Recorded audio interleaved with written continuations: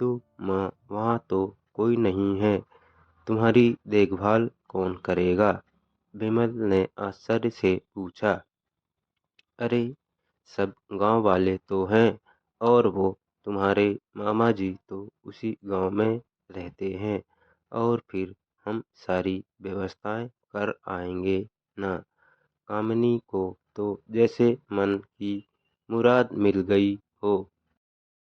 हाँ बेटा, बहू सही कह रही है, सरस्वती ने लंबी सांस लेते हुए कहा। विमल जानता था कि गांव में माँ की देखभाल करने वाला कोई नहीं है, लेकिन अपनी पत्नी की जिद के कारण वह अपनी माँ को गांव छोड़ने पर विवश हो गया। माँ को गांव छोड़कर आते वक्त उसे रोना आ रहा था तथा बेबसी पर गुस्सा भी आ रहा था, किंतु परिवार, पत्नी और समाज ने उसके इन मनोभावों को दबा दिया और वो सुकून सा महसूस करने लगा। कुछ दिनों के बाद उसके चाचा, जो अमेरिका में रहते थे, आने वाले थे। जब विमल बहुत छोटा था, उसके पिता जीवित थे, तब वो भारत आए थे और उसके बाद वो अब भारत आने वाले थे। पूरा परिवार और आस पड़ोस बहुत उत्साहित था। अमेरिका से विमल के डॉक्टर चाचा आ रहे थे। डॉक्टर रमेश ने जैसे ही घर में कदम रखा, सबने मिलकर बहुत उत्साह से उनका स्वागत किया। क्यों विमल भाभी नहीं दिख रही? कहाँ है? डॉक्टर रमेश ने उत्सुकतापूर्वक पूछा। जी, वो गांव में रहती हैं, यहाँ उनका मन नहीं लगा, कामिनी ने सपाट लहजे में उत्तर दिया। डॉक्टर रमेश ने विमल की ओर देखा तो विमल ने अपनी आंखें झुका ली। डॉक्टर रमेश सब समझ गए। बोले, कल हम भाभी से मिलने गांव चलेंगे सब लोग। दूसरे दिन सभी लोग गांव के घर में पहुंचे। देखा कि सरस्वती को बहुत तेज बुखार है और वो पलंग पर असहाय पड़ी हैं।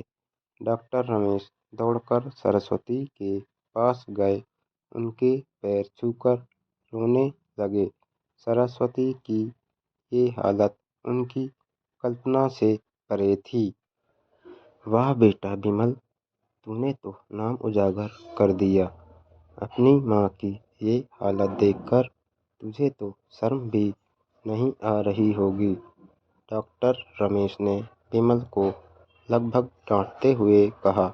नहीं देवर जी, विमल का कोई दोष नहीं है, मैं खुद गांव आई थी। सरस्वती ने अपने बेटे का बचाव किया। मुझे सब पता चल गया भाभी, आप चुप रहो। क्यों बहू, तुम्हें अपनी सास की क्रूरता पसंद नहीं आई है? समाज में तुम्हें नीचा देखना पड़ता है ना? डॉक्टर रमेश ने कामिनी की ओर व्यंग्य से देखा। कामिनी निरुत्तर होकर विमल को देखने लगी। आज तुम जिस सामाजिक स्तर पर हो, वो इन्हीं के संघर्षों की देन है।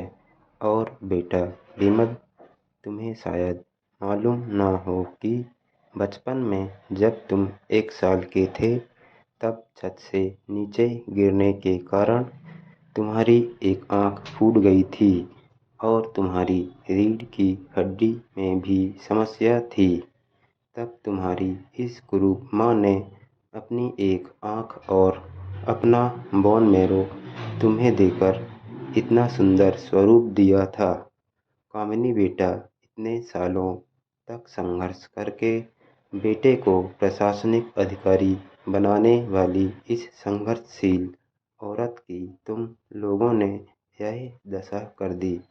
तुम्हें ईश्वर कभी माफ नहीं करेगा।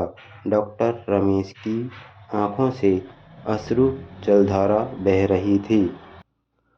अब भाभी, आप मेरे साथ अमेरिका जाएंगी। यहाँ इन स्वार्थी लोगों के बीच नहीं रहेंगी। डॉक्टर रमेश ने सरस्वती से कहा। विमल को तो काटो तो खून नहीं था। डॉक्टर रमेश जो उसके चाचा थे, उन्होंने जो राज बताया उसके बाद तो विमल को यही लग रहा था कि उससे ज़्यादा पापी इंसान इस दुनिया में कोई और है ही नहीं। वह दौड़ता गया और माँ सरस्वती के कदमों से लिपट गया। माँ, मेरा अपराध अक्षम्य है। मैं जानबूझकर चुप्पी साधे रहा, आपका अपमान करवाता रहा। अब सिर्फ आप ही उस घर में मेरे साथ रहेंगी और कोई नहीं। विमल ने आग्नेय दृष्टि से अपनी पत्नी और बच्चों को देखा।